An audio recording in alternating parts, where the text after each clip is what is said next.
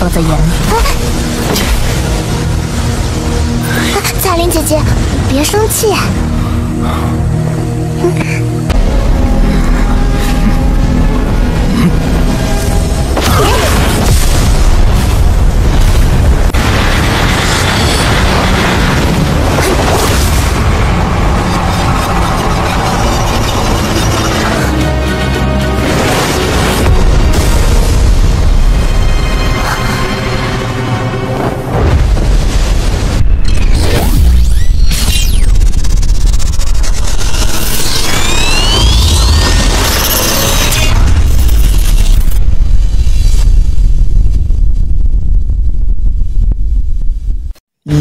Yo, assalamualaikum warahmatullahi wabarakatuh. Welcome back to Bang Kobel Channel. Kali ini Bang Kobel akan mereview alur cerita dari Battletrop The Heaven yang baru saja rilis kemarin. Bang Kobel, slogan hari ini apa bang? Slogan hari ini adalah di sini gunung, di sana gunung, di tengah-tengahnya Pulau Jawa. Kalian tahu bagaimana bentuk dua gunung dan bagaimana bentuk Pulau Jawa yang ada di tengah-tengah dua gunung? Itu adalah bentuk aktivitas yang sangat membagongkan. Bagi yang baru bergabung, silakan cek playlist di BK Channel karena Bang Kobel telah mempermudah kalian untuk mereview alur cerita sebelumnya. Oke, tanpa banyak bacot apalagi cocot, hayu kita sedot. Scene awal diperlihatkan Bang Kobel sedang mengamati Kekaisaran Cuyun dari tengah tebing. Ia mengatakan bahwa Kekaisaran Cuyun sepenuhnya dikendalikan oleh sekte racun yang merupakan tempat suci bagi para master racun. Ayang Medusa berkata bahwa memasuki sarang musuh dan membawa Xian mungkin hanya kamu yang mempunyai nyali seperti ini. Namun, Xian hanya sibuk dengan dirinya sendiri mencari bahan-bahan obat untuk dia konsumsi. Bang Kobel meyakinkan Ayang Cailin untuk tidak perlu khawatir dan berdasarkan kekuatan Xian, setidaknya ia mampu melawan elit Dao Huang Puncak. Status sekte racun di Kekaisaran Cuyun lebih tinggi dibandingkan aliansi Xian di Kekaisaran Ciama. Ayang Cailin dengan brutalnya berkata bahwa jika suamiku tercinta, Bang Kobel sedikit menggunakan metode kejam dengan membunuh semua orang di keluarga kekaisaran dan membantai praksi-praksi lain, maka semua akan tunduk pada aliansian. Emang galak bener bini gua ya. Hahaha. Aku tidak berani melakukan itu semua, dan juga dulu Xiao Yixian tidak seperti ini. Itu semua disebabkan oleh tubuh racun yang menyedihkan dalam tubuhnya, ucap Bang Kobel. Di sela-sela pembicaraan, Xian yang tadinya asik dengan dirinya sendiri menghampiri Xiaoyan dan Medusa lalu berkata, "Mengapa kita semua masih pelangak-pelongok di sini? Ayo kita masuk ke kota." Bang Kobel berkata bahwa itu tidak perlu dan dia langsung memecahkan giok dari Xiao Yixian. Bang Kobel berkata bahwa dia sebentar lagi akan datang. Namun Ayang Cailin yang masih cemburu akan keberadaan Xiao Yixian berkata dengan ketus bahwa semoga yang datang bukan para kultivator dari sekte racun. Bang Kobel yang melihat tingkah bini tercintanya itu bergumam bahwa Ayang Cailin masih menyimpan dendam pada Xiao Yixian, namun kedepannya semoga berubah secara perlahan. Tidak berselang lama, datanglah sesosok wanita cantik yang membuat Ayang Cailin menjauh dari sisi Bang Kobel karena dia uring-uringan selingkuhan suaminya telah datang. Xiao Yixian meminta maaf atas keterlambatannya karena ada sesuatu yang perlu didiskusikan pada sektenya. Bang Kobel dengan pengertiannya berkata bahwa itu tidak masalah.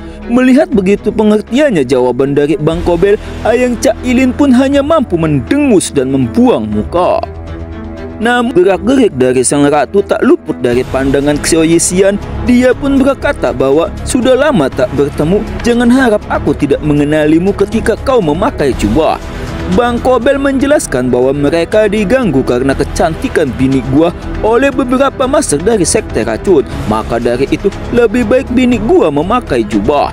Namun bini gua makin marah karena Bang Kobel terus menjelaskan apapun itu pada Xiao Yixian, dan dia pun langsung mengeluarkan dokinya menyerang pada Xiao Yixian. Namun serangan itu diblokir oleh Xiao Yixian. Bang Kobel ingin menghentikan Ayang Cailin, namun dia sudah terbakar emosi menyingkirkan Bang Kobel sambil berkata bahwa bukan urusanmu. Ayang Cailin langsung melesat ke depan sambil berkata pada Xiao Yixin bahwa jika dia tidak menunjukkan dirinya, maka kamu tidak akan mampu menemukanku. Xiao Yixin menghindari dari serangan Medusa sambil berkata bahwa di Kekaisaran Cuyun ini tidak akan ada yang luput dari persepsinya. Akhirnya terjadilah baku hantam antara kedua wanita yang memperebutkan Bang Kobel. Mereka saling mengeluarkan daukinya dan siap untuk saling menyerang. Namun ketika benturan itu akan terjadi, muncullah Bang Kobel yang melerai mereka dan berkata bahwa aku menemui kalian bukan untuk saling berkelahi. Ayang Cailin yang merasa dimarahi pun dengan cemberut menghilang mundur ke belakang mengabaikan Bang Kobel. Bang Kobel bertanya pada Xiao Yixin apakah ada kabar dari Hall of Soul. Xiao Yixin menjawab, ya, setelah aku kembali ke Kaisaran Cuyun, dia menemuiku lagi. Dia meminta penjelasan padaku karena menarik pasukan dan gagal menangkapmu. Dia mengancam jika tidak segera menangkapmu, maka konsekuensinya akan kutanggung sendiri. Setelah itu, dia pun pergi ke Sekte Ribuan Kalajengking. Seperti apa kekuatan mereka? Ucap Bang Kobel. Kekuatan orang Hall of Soul tidak kalah dariku. Namun, ada banyak kultivator hebat di Sekte Ribuan Kalajengking. Sekte itu juga lumayan berkuasa di Kekaisaran Cuyun. Ada juga tetua yang sedang mengasingkan diri dan kekuatan orang itu sangat merepotkan. Ucap Xiao Yixin. Ayang Cailin pun berkata, sudah kuduga kau mempunyai tujuan lain. Kau hanya ingin memanfaatkan kita untuk membantunya menyingkirkan masalah. Maksud Ayang Cailin di sini ialah agar Bang Kobel tahu bahwa selingkuhannya mempunyai niat buruk padanya. Sampai menghasut segala pada tuh. Namun Xiao Yixin mengatakan bahwa Medusa, jika kau melihatku begitu buruk, maka kau bisa pergi sekarang. Hanya dengan sedikit kemampuanmu, aku sama sekali tidak menghiraukannya. Ayang Medusa pun menjadi marah akan provokasi itu dan mengeluarkan doki dari tubuhnya. Namun sebelum ia menyerang, Xian merayu agar tidak marah. Karena Xian yang memintanya, maka Ayang Cailin pun menjadi luluh. Bang Kobel berkata pada Xiao Yixin bahwa jangan khawatir, karena jika Bang Kobel tidak percaya padamu, maka Bang Kobel tidak akan datang ke sini. Akhirnya Xiao Yixin pun mengajak mereka ke campnya. Ketika mereka tiba di camp, para penjaga pun menyambut mereka dengan hormat. Xiao Yixin menjelaskan pada Bang Kobel bahwa kedua sekte sudah saling menyerang satu sama lain dan memakan banyak korban. Namun ketika Xiao Yixin memberi informasi pada Bang Kobel, ada penjaga yang tersenyum mencurigakan. Mereka pun masuk ke dalam camp dan para tetua dari sekte racun pun menyambut mereka. Ketika tetua itu melihat kelompok Bang Kobel, ia meragukan akan kemampuan mereka karena hanya di level Dou Huang. Mereka memberitahu bahwa ada 2 orang pasukan Dou Huang yang telah wafat. Setiap kali kita akan menyerang, pihak musuh selalu mengetahuinya. Bahkan mereka mengetahui kapan kita menjadi lemah dan langsung menyerang kita dengan impulsif, sehingga menimbulkan banyak kerugian yang besar. Mereka meyakini bahwa ada mata-mata dari Sekte Ribuan Kalajengking di antara kita. Dalam informasi itu, seringkali para tetua itu meragukan keputusan Xiao Yixin. Bang Kobel yang menyimak itu semua menyimpulkan bahwa tidak mudah bagi Xiao Yixin untuk menjadi ketua sekte. Pada akhirnya, Xiao Yixin memutuskan untuk menyerang Sekte Racun Kalajengking besok dan sampaikan kepada semuanya mulai sekarang jangan ada yang keluar dari camp untuk menghindari bocornya informasi. Para tetua itu pun menjalankan perintah dengan patuh. Namun siapa sangka di antara tetua itu ada yang ingin mengirimkan informasi rapat tadi. Karena Bang Kobel mengetahui adanya pengkhianat, maka ia pun menyelidiki dan berhasil mencegah paket informasi yang akan dikirimkan melalui GNT atau Ninja Express. Dan paket pesan itu berisikan bahwa semuanya sudah siap. Esok hari pun telah tiba. Para pasukan dari kedua sekte telah saling bertempur habis-habisan. pasukan dari Sekte Kalajengking berhasil dipukul mundur. Akan tetapi ketika pasukan Sekte Racun mengejar mereka, muncullah kabut racun yang menyelimuti mereka. Dan mereka sadar bahwa itu adalah jebakan. Ketika kabut itu mulai menyebar, datanglah Xiao Yishan beserta rombongan jemaah haji dan menghilangkan kabut itu. Para pasukan pun menyambut jemaah haji itu dengan hormat. Xiao Yishan berkata, "Sisan, kau pikir bisa menghentikan formasi Sekte Racun dengan mengandalkan awan racun ini?"